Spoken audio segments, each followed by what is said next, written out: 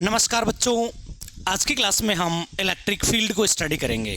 Electric field क्या होता है, फिर हम देखेंगे इलेक्ट्रिक फील्ड इंटेंसिटी क्या होती है, फिर देखेंगे electric field intensity due to point charge, due to system of charges, और उसके बाद में हम देखेंगे इन सब टॉपिक्स पर बेस्ड कुछ न्यूमेरिकल्स। तो आइए सबसे पहले हम देखते हैं इलेक्ट्रिक फील्ड को।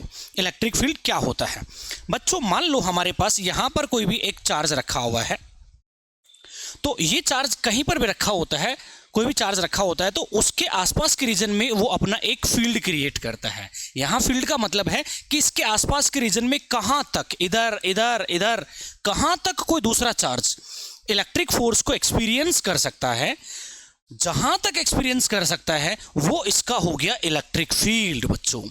तो मान लेते हैं इसके इलेक्ट्रिक फील्ड की रेंज है यहां तक, ये इसके इलेक्ट्रिक फील्ड की रेंज है बच्चों, ठीक है।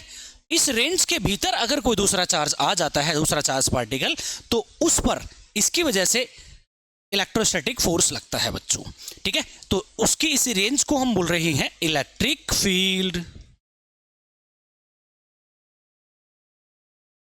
ठीक है बच्चों, ठीक है। तो इलेक्ट्रिक फील्ड को हम ऐसे डिफाइन कर रखा है, electric field due to a given charge as the space around the charge in which electrostatic force of attraction or repulsion due to the charge can be experienced by any other charge। इसमें दूसरा charge ले आते हैं तो वो electrostatic force को experience करता है बच्चों। ये कुछ ऐसे ही है जैसे मान लो ये हमारे पास क्या है, मैग्नेट है। तो मैग्नेट कहीं पर रखी होती है तो अपने आसपास के रीजन में क्या करती है, मैग्नेटिक फील्ड क्रिएट करती है बच्चों। उस फील्ड के अंदर अगर मैं कोई मैग्नेटिक मटेरियल जैसे आयरन में ले आता हूं तो आयरन का ऑब्जेक्ट जैसे ही इस मैग्नेटिक फील्ड में आएगा तो वो इसकी तरफ अट्रैक्ट होगा बच्चों और इसकी तरफ चिपक जाएगा। तो जैसे मैग्नेट के अराउंड मैग्नेटिक जो मटेरियल्स होते हैं वो मैग्नेटिक फोर्स एक्सपीरियंस करते हैं, ऐसे ही बच्चों कोई भी चार्ज होता है या चार्ज पार्टिकल जो है उसके आसपास के रीजन में वो अपना एक इलेक्ट्रिक फील्ड क्रिएट करता है। उस फील्ड में कोई दूसरा चार्ज पार्टिकल इलेक्ट्रोस्टैटिक फोर्सेस को एक्सपीरियंस करता है, ठीक है। तो उस चार्ज की इस रेंज को हम बोल रहे हैं इलेक्ट्रिक फील्ड, ठीक है बच्चों। अब ये जो इलेक्ट्रिक फील्ड का जो कॉन्सेप्ट है ये सबसे पहले माइकल फैराडे ने दिया था।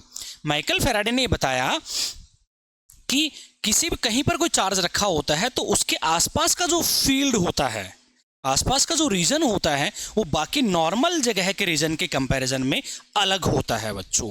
मतलब इसके इस रीजन में, चार्ज के रीजन में अगर कोई दूसरा चार्ज रख दूंगा तो वो इलेक्ट्रोस्टैटिक फोर्सेस को एक्सपीरियंस करता है, लेकिन अगर नॉर्मल जगह पे रख दूंगा तो उस पर कोई फोर्स नहीं लगता है बच्चों। इसका मतलब इसके आसपास फील्ड है इसका। तो ये फील्ड का जो कॉन्सेप्ट है ये फैराडे ने इंट्रोड्यूस किया था। और फैराडे ने ये भी बताया था कि अगर किसी चार्ज का पॉजिटिव हो चाहे नेगेटिव हो, चार्ज का फील्ड दिखे तो वो कैसा दिखेगा उसको भी फैराडे ने विजुअलाइज किया था बच्चों इलेक्ट्रिक फील्ड लाइंस के थ्रू। वैसे एक्चुअल में दिखता नहीं है बट एक कॉन्सेप्ट था इलेक्ट्रिक फील्ड को दिखाने का, विजुअलाइज करने का, वो फैराडे ने इंट्रोड्यूस किया था। उसको हम और भी बेटर तरीके से इलेक्ट्रिक फील्ड लाइंस जब हम स्टडी करेंगे तो हम देखेंगे बच्चों। अब देखो ये जो चार्ज है ये अपने आसपास के रीजन में क्या कर रहा है, इलेक्ट्रिक फील्ड क्रिएट कर रहा है। अब कहां तक इसका इलेक्ट्रिक फील्ड है उसको हमें देखना है। तो जो भी चार्ज इलेक्ट्रिक फील्ड क्रिएट कर रहा है उसको हम बोलते हैं बच्चों सोर्स चार्ज। तो जैसे यहां पर जो चार्ज है उसको हम बोलेंगे सोर्स चार्ज। और इसका फील्ड कहां तक है, उसकी रेंज, उसकी टेस्टिंग करनी है हमें, उसको पता लगाना है। तो पता लगाने के लिए हम जो दूसरा चार्ज लेकर आते हैं उसको हम बोलते हैं बच्चों टेस्ट चार्ज। क्या बोलते हैं उसको, टेस्ट चार्ज। अब यहां एक बात बता दूं, टेस्ट चार्ज जो है वो ऑलवेज पॉजिटिव लेकर आते हैं और इसकी वैल्यू बहुत बहुत स्मॉल होनी चाहिए। ये जो सोर्स चार्ज है ये अकेला पॉजिटिव चार्ज भी हो सकता है, अकेला नेगेटिव चार्ज भी हो सकता है, या सिस्टम ऑफ चार्ज भी हो सकता है बच्चों ये वाला, लेकिन टेस्ट चार्ज ऑलवेज पॉजिटिव हम लेकर आते हैं बच्चों। अब देखिए ये चार्ज है, इसके इलेक्ट्रिक फील्ड में किसी पर्टिकुलर पॉइंट पर हमें इलेक्ट्रिक फील्ड की वैल्यू कितनी है, भाई हमें पता है कि यहां पर क्या सभी जगह वैल्यू सेम है या अलग अलग है, तो उसका पता लगाना है। और किसी पर्टिकुलर पॉइंट पर इसके इलेक्ट्रिक फील्ड की वैल्यू कितनी है, इसका मैग्नीट्यूड कितना है, तो उसको बताने के लिए हम एक नई क्वांटिटी लेकर आते हैं और वो नई क्वांटिटी है इलेक्ट्रिक फील्ड इंटेंसिटी, जिसको हम अक्सर इलेक्ट्रिक फील्ड बोल देते हैं। तो देखिए अगला जो टॉपिक आता है बच्चों इलेक्ट्रिक फील्ड इंटेंसिटी। मान लेते हैं कि ये हमारे पास एक चार्ज है प्लस क्यू चार्ज, और बच्चों ये इसका क्या है, इलेक्ट्रिक फील्ड है, इसकी रेंज है कि यहां तक अपना ये इलेक्ट्रिक इफेक्ट प्रोड्यूस कर पाता है। ठीक है, अब इसके इस इलेक्ट्रिक फील्ड में एक पॉइंट ले लिया बच्चों मैंने, यहां पर एक पॉइंट यहां पे ले लिया, ये ए पॉइंट है, ये बी पॉइंट है। अब यहां पर अगर मैं किसी टेस्ट चार्ज को रखता हूं तो उस पर ज्यादा फोर्स लगता है, यहां पर रखता हूं उसी टेस्ट चार्ज को तो उस पर कम फोर्स लगता है। ऐसा क्यों? क्योंकि बेटा इसका जो इलेक्ट्रिक फील्ड है उसकी वैल्यू इस पॉइंट पर अलग है और इस पॉइंट पर अलग है, क्योंकि जैसे जैसे चार्ज से दूर जाते हैं तो इसके इलेक्ट्रिक फील्ड क्या हो रहा है, डिक्रीज हो रहा है।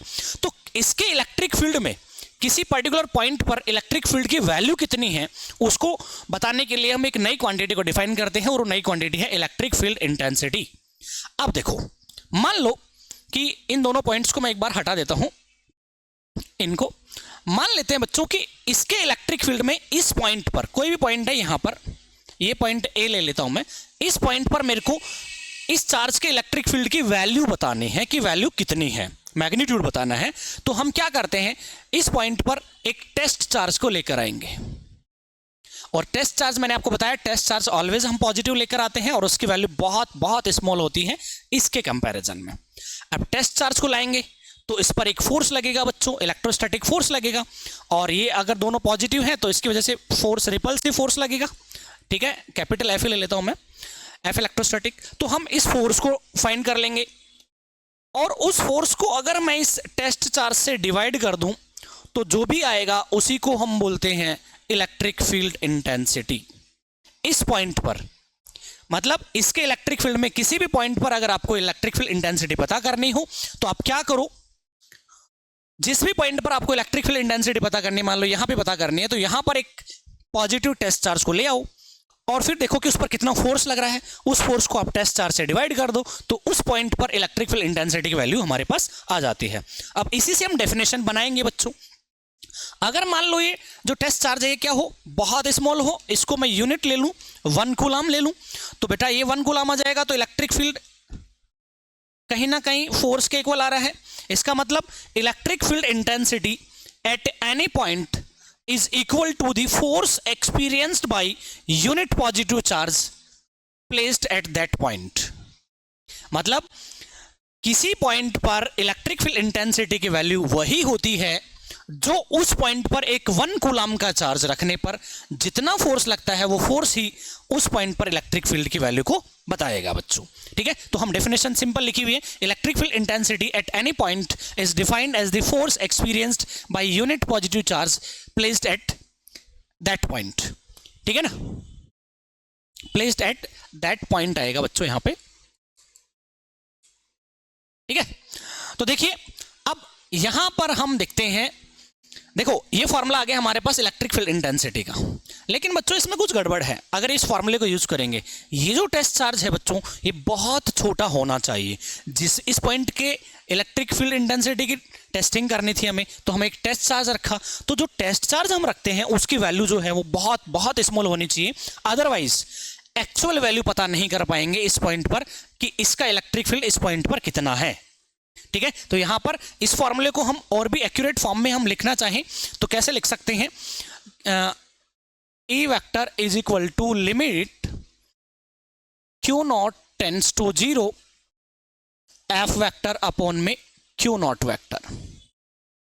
ठीक है बच्चों, तो इस फॉर्मूले को मोर एक्यूरेट फॉर्म में हम ऐसे लिखते हैं, बट जनरली हम ये काम में लेते हैं। यहां सिर्फ ये ध्यान रखना था कि Q नॉट बहुत स्मॉल होना चाहिए, अदरवाइज इस पॉइंट की एक्चुअल वैल्यू, इस पॉइंट पर इलेक्ट्रिक फील्ड की एक्चुअल वैल्यू पता नहीं कर पाएंगे।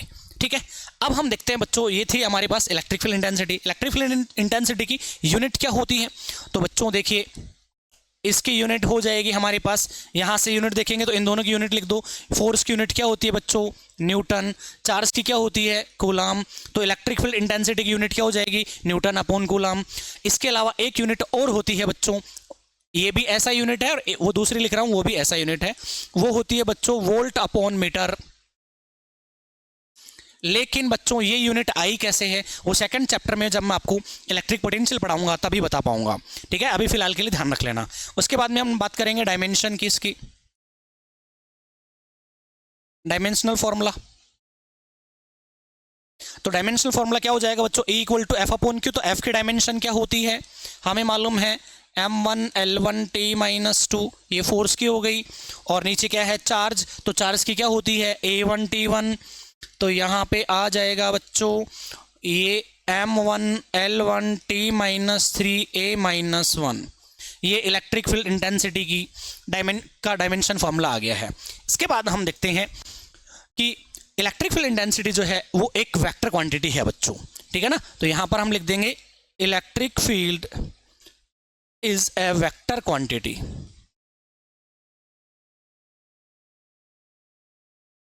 और इसकी जो डायरेक्शन होती है एंड इट्स डायरेक्शन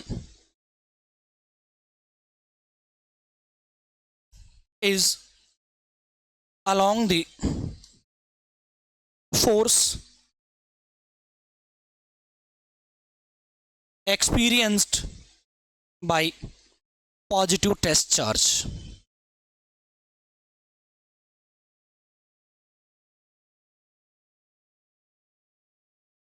ठीक है बच्चों, तो यहां पर ध्यान रखना है, मैं आपको बता दूं, जब भी हम कोई नई क्वांटिटी स्टडी करेंगे फिजिक्स में तो उसकी मिनिमम 5 इंफॉर्मेशन हमें पता होनी चाहिए बच्चों।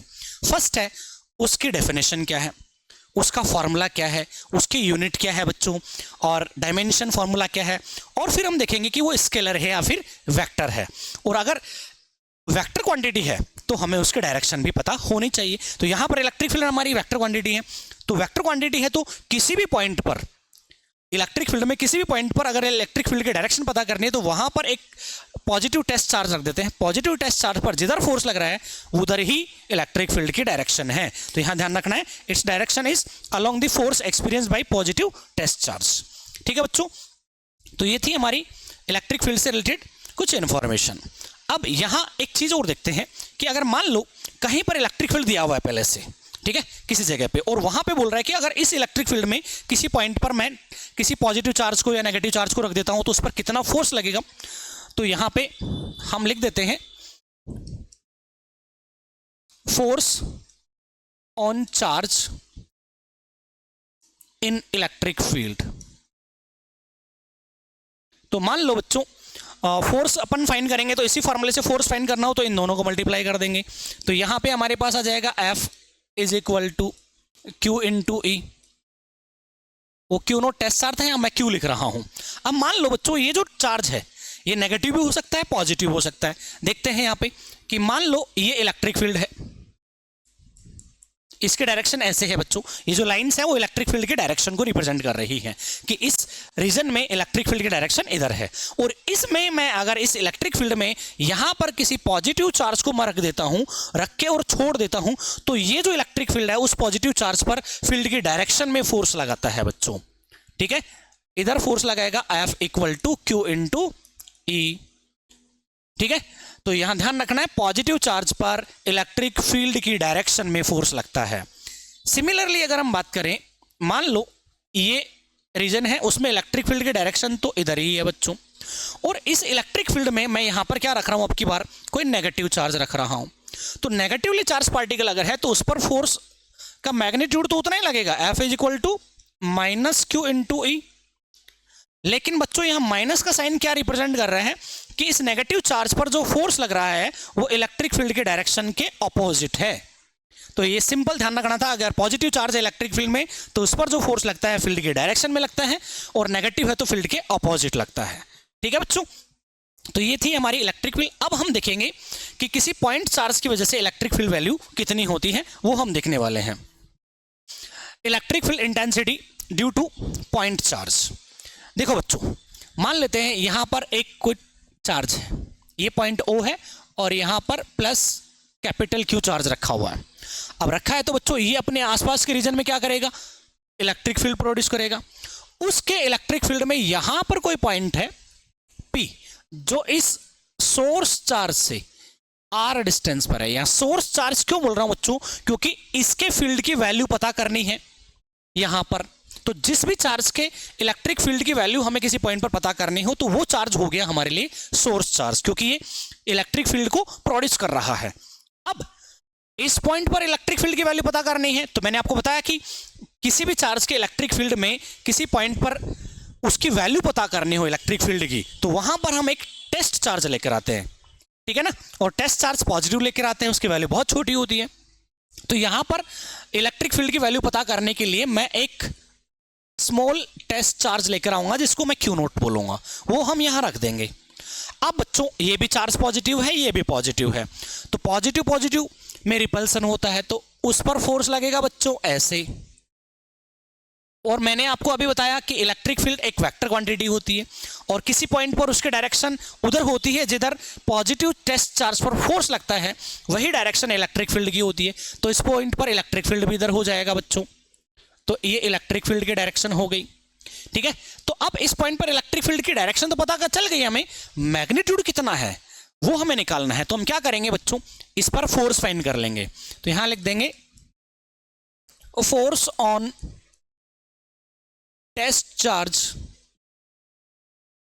Q not at point P। Point P पर टेस्ट चार्ज रखेंगे तो उस पर कितना फोर्स लगेगा इस चार्ज की वजह से। तो बच्चों वो हो जाएगा, कूलाम लॉ से फाइंड कर लेंगे, K Q1 Q2 upon R square, और वेक्टर है तो R कैप। ठीक है बच्चों, फोर्स पता चल गया। फिर मैंने आपको कहा था अभी, फोर्स पता करने के बाद अगर उस पॉइंट पर इलेक्ट्रिक फील्ड की वैल्यू पता करनी है तो डेफिनेशन से फार्मूला अभी जो देखा था वो यूज कर देंगे। तो बाय द डेफिनेशन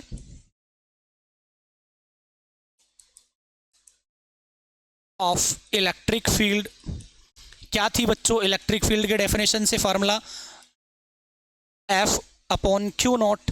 एफ की वैल्यू यहां से उठा के पुट कर देंगे बच्चों यहाँ पे, तो क्या आ जाएगा, K capital Q not upon R square R cap, upon में ये टेस्ट चार्ज Q नॉट से Q नॉट कैंसिल हो गया बच्चों, तो इलेक्ट्रिक फील्ड आ गया हमारे पास KQ upon R square R cap. अब बच्चों हमें पता है इस K को मैं क्या लिख सकता हूं, 1/4 पाई एप्सिलॉन नॉट, तो 1/4 पाई epsilon not Q upon R square R cap. तो मैं इसको ऐसे लिख दूंगा।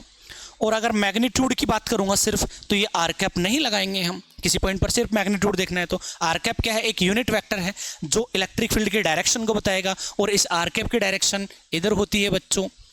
ठीक है ना, ये R कैप की डायरेक्शन है।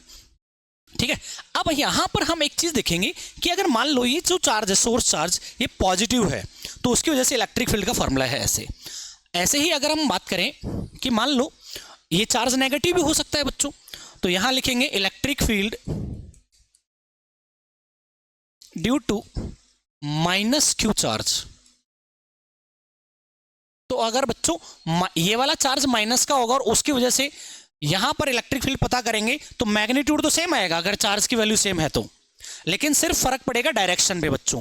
तो यहां डायरेक्ट लिख देंगे हम, नेगेटिव चार्ज की वजह से electric field due to minus Q charge है बच्चों, तो वो आ जाएगा K minus Q upon R square R cap, या K की जगह वही वैल्यू पुट कर देंगे, 1/4 पाई epsilon not minus Q upon R square R cap. यहां माइनस का साइन जो है डायरेक्शन को बताएगा कि इस पॉइंट पर अगर ये चार्ज नेगेटिव तो इस पॉइंट पर इलेक्ट्रिक फील्ड डायरेक्शन ऐसे ना होकर ऐसे हो जाएगी, सिंपल, इतना ध्यान रखना है। अब देखो यहां दोनों फॉर्मूलों से हम देख रहे हैं बच्चों कि इलेक्ट्रिक फील्ड पॉइंट चार्ज की वजह से जो इलेक्ट्रिक फील्ड है वो डिस्टेंस के स्क्वायर के इनवर्सली प्रोपोर्शनल है बच्चों, R के स्क्वायर के इनवर्सली प्रोपोर्शनल है। अगर मैं R को हल्का सा इंक्रीज करता हूं तो इसमें बहुत ज्यादा डिक्रीमेंट हो जाता है, बहुत ज्यादा कम हो जाएगा बच्चों। तो अगर इन दोनों के बीच में ग्राफ प्लॉट करें तो ग्राफ कैसा आएगा वो ध्यान रखना है। ये इलेक्ट्रिक फील्ड है और ये यहां पर डिस्टेंस ले रहा हूं, डिस्टेंस को मैं हल्का से चेंज करूंगा तो उसका स्क्वायर करने से ये और भी काफी ज्यादा डिक्रीज हो जाएगा, तो इनका जो ग्राफ आएगा वो कुछ इस तरीके से आएगा। ठीक है बच्चों, ये ध्यान रखना है। लेकिन अगर मैं ग्राफ प्लॉट करूं किस किस के बीच, ये हमारे पास इलेक्ट्रिक फील्ड है और यहां पर मैं 1/r स्क्वायर, तो बच्चों 1/r स्क्वायर और E के बीच में ग्राफ प्लॉट करेंगे हम, तो बच्चों 1/r स्क्वायर को एक ही क्वांटिटी मानो, 1/r स्क्वायर अगर बढ़ेगा तो ये भी बढ़ेगा, तो 1/r स्क्वायर के बीच में अगर ग्राफ प्लॉट करेंगे 1/r स्क्वायर और E के बीच, तो ग्राफ ऐसा आएगा बच्चों। ठीक है, ये ध्यान रखना था। इसके बाद हम यहां पर देखेंगे कि अगर मान लो ये जो चार्ज है प्लस का हो चाहे माइनस का हो, वो एयर में रखा है, वैक्यूम में रखा है, तब तो उसकी वजह से इलेक्ट्रिक फील्ड इंटेंसिटी का फॉर्मूला होता है ये वाला या ये वाला में नेगेटिव है तो, ठीक है। लेकिन अगर इस चार्ज को मैं रख दूं किसी डाइलेक्ट्रिक मीडियम में और वहां पर उसकी वजह से किसी आर डिस्टेंस पर इलेक्ट्रिक फील्ड पता करना है, तो हम कैसे करेंगे? तो यहां वो चीज भी अपन देख लेते हैं। तो यहां लिख देंगे electric field due to point charge in dielectric medium.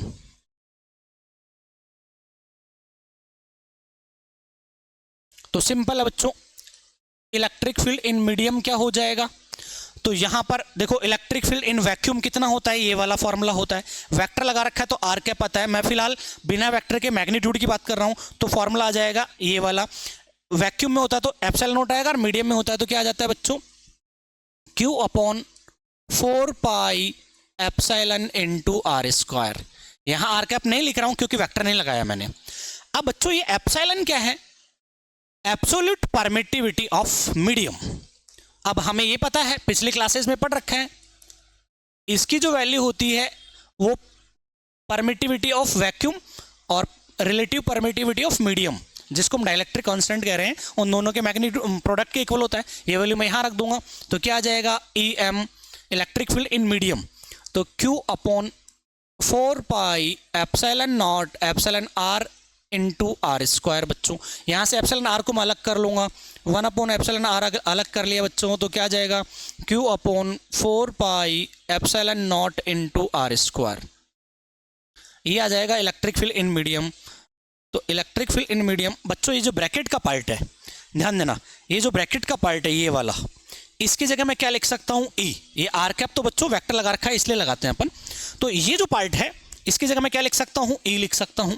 तो ये आ जाएगा हमारे पास इलेक्ट्रिक फील्ड इन एयर या वैक्यूम अपॉन एप्सिलॉन आर। अब बच्चों हमें ये पता है कि एप्सिलॉन आर जो होता है वो ऑलवेज ग्रेटर देन 1 होता है। अगर ये क्वांटिटी 1 से बड़ी होगी तो ये छोटा हो जाएगा। इलेक्ट्रिक फील्ड इन मीडियम जो है वो छोटा हो जाएगा इलेक्ट्रिक फील्ड इन एयर से। इसका मतलब क्या है कि अगर ये चार्ज पार्टिकल एयर में रखा है और उसकी वजह से आर डिस्टेंस पर यहाँ पर इलेक्ट्रिक फील्ड की कुछ वैल्यू है, अगर उसी चार्ज को मीडियम में, डाइलेक्ट्रिक मीडियम में रख देता हूँ, तो उसी चार्ज की वजह से उतने ही डिस्टेंस पर इलेक्ट्रिक फील्ड वहां पर उतना नहीं होगा जितना एयर में था, एयर से कुछ कम होता है बच्चों, ठीक है। तो ये चीज यहाँ पे ध्यान रखना है कि मीडियम में रखने पर इलेक्ट्रिक फील्ड की वैल्यू कम हो जाती है। नेक्स्ट हम बात करेंगे, पॉइंट चार्ज की वजह से हमने इलेक्ट्रिक फील्ड देखा और ये सब कुछ देखा हमने। अब हम देखेंगे कि अगर बहुत सारे चार्जेज हों, सिस्टम ऑफ चार्ज, तो उसकी वजह से इलेक्ट्रिक फील्ड कितना होता है वो हम देखने वाले हैं। तो देखो बच्चों, यहां हम देखेंगे हमारे पास में ये यहां पर ये वाई एक्सिस है और ये एक्स एक्सिस है, ठीक है, और यहां पर काफी सारे चार्जेस रखे हुए हैं। मान लो बच्चों एक चार्ज यहां पे है Q1 चार्ज, एक चार्ज यहां पे है Q2 चार्ज, ऐसे Q3 Q4 up to Qn charge, काफी सारे चार्ज रखे हो सकते हैं बच्चों। इस चार्ज का जो पोजीशन वेक्टर है वो है बच्चों R1 वेक्टर, इस चार्ज का जो पोजीशन वेक्टर है वो R2 वेक्टर है बच्चों, ऐसे इस चार्ज का जो पोजीशन वेक्टर है वो Rn वेक्टर है। अब ऐसे बहुत सारे चार्ज हो सकते हैं, उनकी वजह से किसी पर्टिकुलर पॉइंट पर, यहां पर ये कोई पॉइंट P है बच्चों, इस पॉइंट पर हमें क्या करना है, टोटल इलेक्ट्रिक फील्ड पता करना है। तो वहां पर हम क्या करते हैं, सुपरपोजिशन प्रिंसिपल को हम काम में लेते हैं। सुपरपोजिशन प्रिंसिपल क्या कहता है कि अगर बहुत सारे चार्जेस हैं, सिस्टम ऑफ चार्जेस हैं, उनकी वजह से किसी पॉइंट पर टोटल इलेक्ट्रिक फील्ड पता करना हो, तो उस पॉइंट पर इंडिविजुअल चार्जेस की वजह से इलेक्ट्रिक फील्ड फाइंड कर लो और टोटल फाइंड करने के लिए वेक्टर सम कर दो। ऐसा सुपरपोजिशन प्रिंसिपल कहता है। तो देखो, according to superposition principle the electric field intensity at any point due to group of point charges is equal to vector sum of electric field intensities due to individual charges at the same point. देखते हैं इसको। तो इस point पर हमें क्या करना है, इलेक्ट्रिक फील्ड पता करना है। मान लेते हैं कि इस पॉइंट का जो पोजीशन वेक्टर है बच्चों वो है R0 वेक्टर। अब देखो, इस चार्ज की वजह से सभी चार्जेस को मैं सिंपलिसिटी के लिए प्लस का मान के चल रहा हूं, माइनस भी हो सकते हैं। इस प्लस की वजह से यहां पर इलेक्ट्रिक फील्ड क्या होगा, आउटवर्ड डायरेक्शन में। तो यहां पर इस पॉइंट पर इलेक्ट्रिक फील्ड को मैं मान लेता हूं E01 बच्चों, और यहां से यहां की जो पोजीशन वेक्टर है उसको मैं लिख देता हूं r01 वेक्टर। सिमिलरली ये क्या आ गया, सिमिलरली अगर हम बात करेंगे ये जो चार्ज है, इस चार्ज की वजह से यहां पर electric field intensity E02 vector आ जाएगी बच्चों, और यहां से यहां की डिस्टेंस या जिसको मैं पोजीशन वेक्टर बोल रहा हूं R02 वेक्टर है बच्चों। सिमिलरली इस चार्ज की वजह से पता करेंगे यहां पर, तो वो हो जाएगा E0n वेक्टर, और यहां से यहां का पोजीशन वेक्टर हो गया R0n वेक्टर। अब बच्चों यहां पर इस पॉइंट P पर टोटल इलेक्ट्रिक फील्ड पता करना है, तो क्या करेंगे, इनको अपन पता कर लेंगे अलग अलग, और टोटल पता करने के लिए वेक्टर सम कर देंगे। तो total electric field at point P, इस पॉइंट P का टोटल इलेक्ट्रिक फील्ड कितना हो जाएगा हमारे पास, सिंपल है, E01 vector plus E02 vector, ऐसे जितने भी चार्जेस होंगे अप टू E0n वेक्टर, उन सब का वेक्टर सम कर देंगे। तो देखो E01, इस चार्ज की वजह से यहां पर इलेक्ट्रिक फील्ड, तो क्या होता है बच्चों, अभी अभी हमने देखा पॉइंट चार्ज की वजह से इलेक्ट्रिक फील्ड का फॉर्मूला क्या था, KQ/R²। तो देखो Q1 है अपॉन यहां से यहां की जो डिस्टेंस है उसका स्क्वायर, R01 का स्क्वायर, वेक्टर है तो यहां पे R01 का कैप भी आ जाएगा। सिमिलरली इस चार्ज की वजह से यहां पर देखेंगे तो क्या हो जाएगा, KQ2 अपॉन में R02 का स्क्वायर, R02 का कैप, ऐसे जितने भी चार्जेस होंगे KQN इस चार्ज की वजह से यहां पर निकाल लेंगे, अपॉन R0n का स्क्वायर, R0n का कैप आ जाएगा बच्चों। अब देखो यहां से कॉमन ले लेंगे, K कॉमन ले लिया तो क्या आ जाएगा हमारे पास, Q1 अपॉन R01 का स्क्वायर, R01 का कैप, Q2 अपॉन R02 का स्क्वायर, R02 का कैप, ऐसे Qn अपॉन R0n का स्क्वायर, R0n का कैप। अब बच्चों इसको छोटा करके भी लिख सकता हूं मैं ऐसे, समेशन i = 1 से i = n तक, और मैं इसको लिख दूंगा Qi अपॉन R0i का स्क्वायर, R0i का कैप। ये हमारे पास इस पॉइंट P पर टोटल इलेक्ट्रिक फील्ड आ जाएगा। अब हमें ये पता है बच्चों कि यूनिट वेक्टर जो होता है वो vector upon magnitude of vector के बराबर होता है। तो अगर मैं इस कैप की जगह ऐसे वैल्यू लिख दूं तो यहां तो आ जाएगा R वेक्टर, और ये R नीचे आ जाएगा तो नीचे बन जाएगा बच्चों क्यूब। तो इसको मैं ऐसे भी लिख सकता हूं, i = 1 से i = n, Qi upon R0i का क्यूब और R0i का वेक्टर। इसको हम ऐसे भी लिख सकते हैं बच्चों, ठीक है। तो ये चीज आपको ध्यान रखनी है, सिस्टम ऑफ चार्जेस की वजह से हम इलेक्ट्रिक फील्ड ऐसे पता करेंगे। अब हम देखते हैं इलेक्ट्रिक फील्ड और इलेक्ट्रिक फील्ड इंटेंसिटी जो भी हमने पढ़ी है उन पर बेस्ड कुछ क्वेश्चंस को हम करते हैं बच्चों। तो देखो पहला क्वेश्चन है, electric field required to keep a water drop of mass m just to remain suspended when charged with 1 electron. देखो बच्चों एक वाटर ड्रॉप है, ये मान लिया वाटर ड्रॉप है, और इस पर चार्ज कितना है, 1 इलेक्ट्रॉन के बराबर नेगेटिव चार्ज मान लेते हैं, और इसका मास m है और चार्ज इस पर e है, इलेक्ट्रॉन के बराबर नेगेटिव चार्ज। अब बच्चों ये ग्रेविटी की वजह से नीचे गिरना चाहेगी क्योंकि उस पर mg फोर्स लग रहा है नीचे की तरफ डाउनवर्ड डायरेक्शन में। अब हम चाहते कि ये यहीं पर रहे, तो यहीं पर कब रहेगी, जब इस पर इलेक्ट्रिक फील्ड की वजह से अपवर्ड डायरेक्शन में फोर्स लगना चाहिए। तो अब अपवर्ड डायरेक्शन में फोर्स कब लगेगा, इस पर नेगेटिव चार्ज माना है, तो नेगेटिव चार्ज पर अभी अभी हमने देखा था फील्ड के डायरेक्शन के अपोजिट फोर्स लगता है। तो यहां पर मैंने मान लिया कि इलेक्ट्रिक फील्ड जो है वो डायरेक्शन डाउनवर्ड डायरेक्शन में है, तो नेगेटिव चार्ज पर फील्ड के अपोजिट फोर्स लगेगा बच्चों। कितना फोर्स लगेगा, वही F = QE, ये F इलेक्ट्रिक फोर्स है, इलेक्ट्रोस्टैटिक फोर्स है बच्चों। तो ये ना तो ऊपर जाए ना नीचे जाए, यहीं पर रहे, तो उसके लिए जरूरी क्या है, कब ऐसा होगा, अपवर्ड फोर्स जो है वो कहीं ना कहीं डाउनवर्ड फोर्स के इक्वल होना चाहिए, सिंपल है। तो यहां पर QE = किसके हो जाएगा बच्चों, mg के। पूछा क्या था हमारे से, इलेक्ट्रिक फील्ड पूछा था, इलेक्ट्रिक फील्ड = क्या आ जाएगा, mg अपॉन q। अब q चार्ज कितना उस पर, 1 इलेक्ट्रॉन के बराबर चार्ज है, तो यहां आ जाएगा बच्चों mg upon e, electric field की वैल्यू। कौन सा ऑप्शन है, ऑप्शन नंबर 2। अगले न्यूमेरिकल की तरफ चलते हैं। नेक्स्ट क्वेश्चन है बच्चों, ए particle of mass m and charge Q is placed at rest in uniform electric field E and then released, the kinetic energy attained by the particle after moving a distance y will be। देखते हैं बच्चों, मान लेते हैं यहां पर क्या है, ये इलेक्ट्रिक फील्ड है और उस इलेक्ट्रिक फील्ड को मैं E से रिप्रेजेंट कर रहा हूं। इस इलेक्ट्रिक फील्ड में एक पार्टिकल को रखा जिसका मास m है और चार्ज q है, यहां पर रख दिया बच्चों। इस पार्टिकल का मास तो m है और चार्ज q है, पॉजिटिव चार्ज है। अब इसको हमने पकड़ रखा है, जैसे हम छोड़ेंगे, ये पकड़ रखा है और रेस्ट में है इनिशियली, जैसे हम रेस्ट में है तो इसकी इनिशियल काइनेटिक एनर्जी भी 0 है बच्चों। अब जैसे ही हम इसको छोड़ेंगे तो हमें पता है पॉजिटिव चार्ज पर इलेक्ट्रिक फील्ड के डायरेक्शन में फोर्स लगता है, तो इस पर लगेगा बच्चों force F equal to QE, और उस फोर्स की वजह से क्या होगा, ये एक्सेलरेट होगा। एक्सेलरेट होगा तो इसकी वेलोसिटी बढ़ेगी, वेलोसिटी बढ़ेगी तो इसकी काइनेटिक एनर्जी बढ़ेगी। तो ये बोल रहा है कि यहां से जब हमने इसको रिलीज किया, यहां से सपोज कोई डिस्टेंस y ट्रेवल कर गया यहां तक,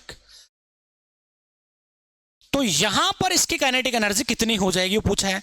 तो सिंपल है बच्चों, वर्क एनर्जी थ्योरम से हम इसको कर देंगे। हमने पढ़ रखा है 11th क्लास में कि इसकी काइनेटिक एनर्जी में जो भी चेंज आएगा वो कहीं ना कहीं work done by electrostatic force के इक्वल हो जाएगा। अब work done by electrostatic force क्या हो जाएगा, वर्क डन क्या होता है, फोर्स इनटू डिस्प्लेसमेंट। तो डिस्प्लेसमेंट कितना है यहाँ पे, y है बच्चों, और डेल्टा के हमारे पास आ जाएगा। अब फोर्स कितना लग रहा है, QE, डिस्प्लेसमेंट कितना है y, तो डेल्टा के आ जाएगा। उसकी काइनेटिक एनर्जी में चेंज कितना आ जाएगा, क्योंकि इनिशियल तो 0 था, तो जो भी चेंज आएगा उतनी काइनेटिक एनर्जी इस पॉइंट पर उसके पास हो जाएगी, QEy। कौन सा ऑप्शन है, QEy, ऑप्शन नंबर 2। अगले क्वेश्चन की तरफ हम चलते हैं। अगला क्वेश्चन है बच्चों, 2 point charges plus 8q and minus 2q are located at x equal to 0 and x equal to L respectively. The location of a point on x-axis at which the net electric field due to these 2 point charges is 0. देखते हैं बच्चों, मान लेते हैं ये हमारे पास क्या है, x-axis है और ये x equal to 0 मान लिया बच्चों, मैंने ओरिजिन मान लिया, और यहां पर रखा है प्लस का 8q चार्ज। फिर यहां पर एक चार्ज और रखा है बच्चों x इक्वल टू L पर, और इसकी वैल्यू है -2q। अभी बोल रहा है कि इस लाइन पर कहां पर इन दोनों की वजह से नेट इलेक्ट्रिक फील्ड 0 होगा बच्चों। तो यहां पर हम देखते हैं, मान लेते हैं कि यार कोई पॉइंट यहां पर है, क्या देखें वहां पर 0 होता है नहीं होता, देखते हैं बच्चों। इस पॉइंट पर पॉजिटिव चार्ज की वजह से इलेक्ट्रिक फील्ड होता है ऐसे, इस डायरेक्शन में, और नेगेटिव की वजह से भी इधर ही होगा। तो अगर कोई पॉइंट इन दोनों के बीच में लेता हूं तो उस पॉइंट पर तो इलेक्ट्रिक फील्ड सेम डायरेक्शन में है, सेम में है तो कैंसिल आउट कर नहीं पाएंगे। इसका मतलब इन दोनों के बीच में पॉइंट हो ही नहीं सकता जहां पर इलेक्ट्रिक फील्ड 0 हो, तो वो पॉइंट यहां तो नहीं होगा बच्चों। तो इसका मतलब हमें पॉइंट इधर लेना पड़ेगा। मान लेते हैं कि पॉइंट है यहां पर, कोई भी पॉइंट है, मैंने P मान लेता हूं। इस पॉइंट पर नेट इलेक्ट्रिक फील्ड है बच्चों 0। 0 क्यों है, क्योंकि इस पॉजिटिव वजह से इलेक्ट्रिक फील्ड मान लिया इधर है E1, और नेगेटिव वजह से इलेक्ट्रिक फील्ड चार्ज की तरफ होता है डायरेक्शन।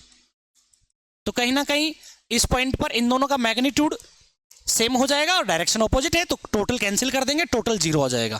अब मान लेते हैं कि इस पॉइंट की डिस्टेंस कितनी है, x डिस्टेंस है, मान लेते हैं यहां से इस प्लस के 4 से x डिस्टेंस है, ठीक है। तो इस x की वैल्यू हमें पता करनी है कि यार ये पॉइंट कितने दूर होगा जहां पर टोटल इलेक्ट्रिक फील्ड इन दोनों की वजह से 0 है। तो सिंपल है बच्चों, टोटल इलेक्ट्रिक फील्ड फाइंड करेंगे तो क्या हो जाएगा, E1 प्लस E2। अब E1 क्या है, इस चार्ज की वजह से यहां पर इलेक्ट्रिक फील्ड, तो क्या हो जाएगा बच्चों, पॉइंट चार्ज की वजह से इलेक्ट्रिक फील्ड का फॉर्मूला अभी डिराइव किया था हमने, KQ/R²। तो Q कितना है, 8Q अपॉन यहां से यहां की डिस्टेंस कितनी है, x²। अब यहां पर प्लस रखेंगे, लेकिन बच्चों इसकी डायरेक्शन इसकी इधर है, इसकी इधर है, तो यहां पर डायरेक्शन नेगेटिव लगा देंगे हम, माइनस लगा देंगे। और K, इस चार्ज की वैल्यू कितनी है, 2Q। बताया था मैंने, वैसे भी नेगेटिव चार्ज की वजह से डायरेक्शन ऑपोजिट होती है, तो माइनस की वजह से यहाँ पर माइनस का चार्ज था इसलिए नेगेटिव आ गया। K 2Q अपॉन में यहां से यहां की डिस्टेंस कितनी हो जाएगी बच्चों, ये x है, यहां से L थी तो ये बच्चों हो जाएगी x माइनस L, ठीक है। तो यहां पर आ जाएगा x माइनस L का स्क्वायर। और बच्चों हमें बोल रहा है कि नेट इलेक्ट्रिक फील्ड 0 होना चाहिए, टोटल इलेक्ट्रिक फील्ड यहां पर 0 होना चाहिए, ठीक है। अब ये पार्ट इधर ले आएंगे तो देखो K 2q अपॉन में x माइनस एल का square equal to k 8q upon में x स्क्वायर। बच्चों k से k कैंसिल, q से q कैंसिल, 2 से ये 8 कैंसिल हो जाएगा, 4 आ जाएगा। तो यहाँ पे बच्चा 1 अपॉन एक्स माइनस एल का square is equal to 4 upon X square. Cross multiply कर देंगे बच्चों तो क्या आ जाएगा, X square is equal to 4 bracket X minus L का स्क्वायर। दोनों तरफ हम क्या करेंगे, स्क्वायर रूट लगा देंगे। दोनों तरफ स्क्वायर रूट लगाएंगे तो यहाँ तो आ जाएगा x और यहाँ पे 4 का रूट निकालेंगे तो 2 आ जाएगा और यहाँ स्क्वायर से रूट कट जाएगा तो x माइनस एल आ जाएगा। तो x इज इक्वल टू कितना आ जाएगा, इसको मल्टीप्लाई करो 2x माइनस 2l। इस 2l को इधर लाएंगे, उसको उधर ले जाएंगे तो हमारे पास x इज इक्वल टू आ जाएगा बच्चों 2l। ठीक है, मतलब यहां से 2l डिस्टेंस, इन दोनों के बीच के जितने डिस्टेंस थे उसके डबल डिस्टेंस पर यहां पर जो पॉइंट होगा वहां पर इलेक्ट्रिक फील्ड की वैल्यू, नेट इलेक्ट्रिक फील्ड 0 हो जाएगा। तो ऑप्शन आ जाएगा हमारे पास 2l बच्चों।